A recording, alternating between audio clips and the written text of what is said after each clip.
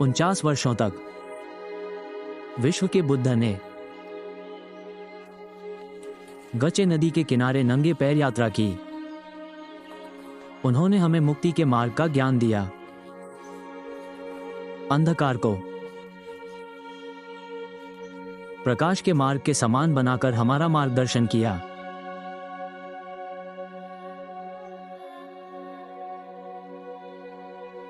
बुद्ध सख्य वंश के राजकुमार के रूप में जन्मे थे और उनका नाम सिद्धार्थ रखा गया था।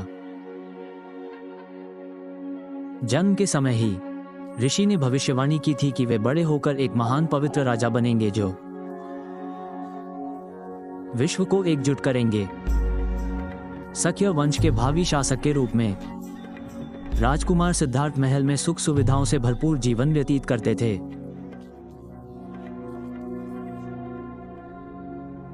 हालांकि मुक्ति दिलाने के महान मार्ग की खोज में सभी मनुष्यों को पुण्य मृत्यु के चक्र से सिद्धार्थ सफेद घोड़े पर सवार होकर महल छोड़कर बर्फीले पहाड़ों की तलहटी में स्थित एक जंगल में आ गए और वहां उन्होंने तपस्या की। 6 वर्षों तक उन्होंने हर प्रकार की तपस्या की। अंततः उन्हें यह एहसास हुआ कि मध्य मार्ग ही एकमात्र उत्तर है। साधना एक वाद्य यंत्र बजाने के समान है। यदि तार बहुत कसा हुआ हो तो वह टूट जाएगा और यदि बहुत ढीला हो तो कोई ध्वनि नहीं निकलेगी। इंद्रिय सुख में लिप्त होना या घोर तपस्या करना आसक्ति है।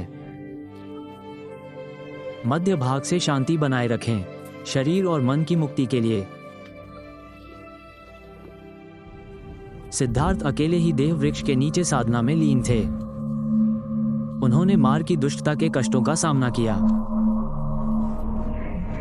अल्पविराम।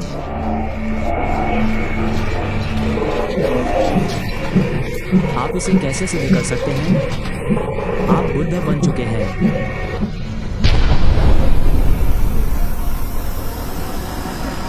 पृथ्वी साक्षी है।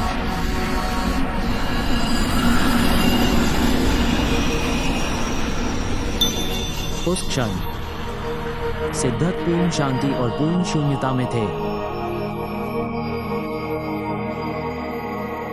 उन्हें ज्ञान प्राप्त हुआ और वे बुद्ध बन गए।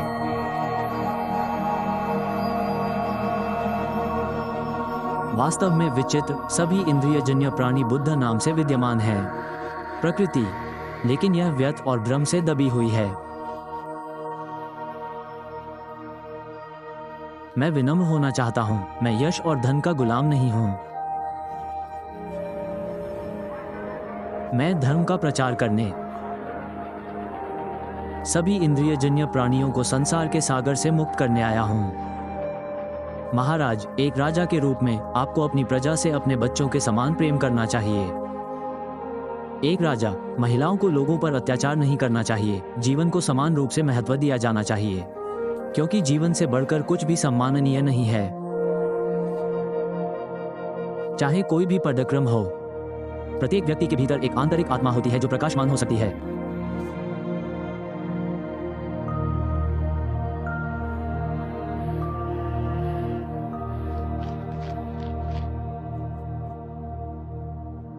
बुद्ध, कृपया मुझे छोड़ दें, मैं मैला हूं।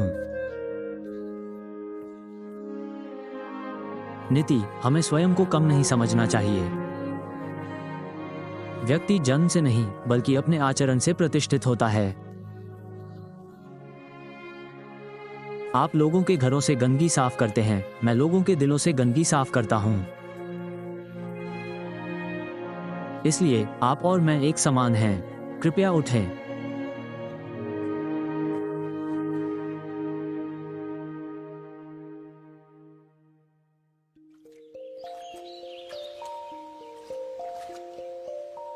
राहुल, क्या अंतरिक्ष का पानी पीने योग्य है? बिल्कुल नहीं। आप इस पात्र के पानी के समान हैं। मूल रूप से तो स्वच्छ हैं, लेकिन लगातार झूठ बोलने के कारण आप दूषित हो जाते हैं। कोई भी आपको प्यार नहीं करेगा।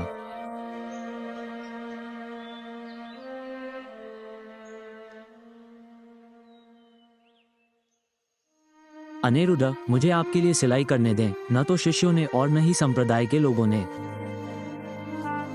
कभी मुझे अपना माना है। मैं तो केवल संघ का सदस्य हूं।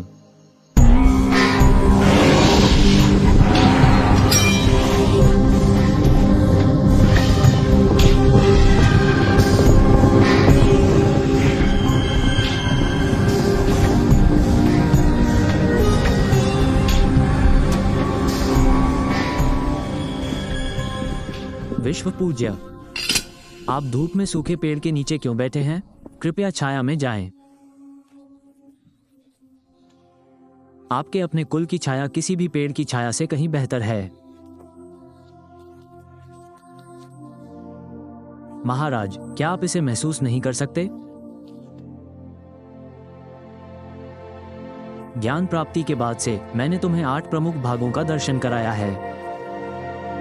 सही समझ, सही विचार, सही वाणी, सही कर्म, सही आजीविका, सही प्रयास, सही जागरूकता और सही एकाग्रता। मैंने धर्म का उपदेश देने में कभी संकोच नहीं किया। बुद्ध का जन्म महल में हुआ था और युवावस्था में ही वे भिक्षु बन गए थे। उन्होंने धनुष वृक्ष के नीचे ज्ञान प्राप्त किया। 80 वर्ष की आयु में साल वृक्षों के बीच बुद्ध प्रवेश्या में मैंने सभी चेतनाओं का उद्धार किया है।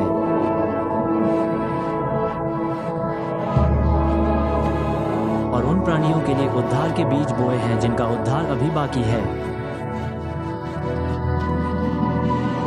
उपदेशों को अपना गुरु मानो और मेरी शिक्षाओं को अपना मार्गदर्शक मानो, और मैं सदा तुम्हारे साथ रहूंगा।